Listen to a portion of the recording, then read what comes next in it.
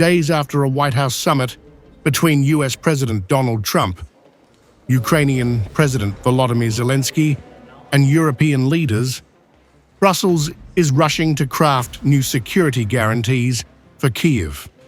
Bloomberg reported that around 10 European allies, including the UK and France, are discussing sending troops as part of a reassurance force tied to a potential peace deal. But doubts linger over whether such steps could alter Moscow's calculations. Trump suggested Europe was prepared to put forces on the ground, while America would provide support from the skies. When it comes to security, they're willing to put people on the ground. We're willing to help them with things, especially, probably you could talk about by air, because there's nobody that has the kind of stuff we have. Really, they don't have. But I don't think it's going to be a problem.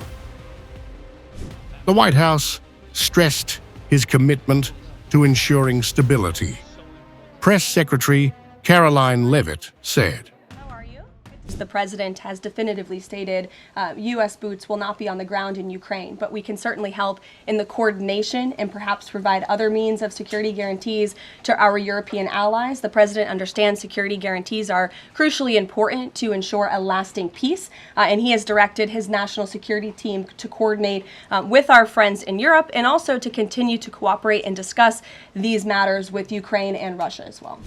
Meanwhile, the EU is preparing its 19th sanctions package against Russia for September. Vice President of the European Commission, Kaja Kallas, warned that Putin cannot be trusted to honor any promise or commitment, insisting security guarantees must be strong enough to prevent Russia from regrouping.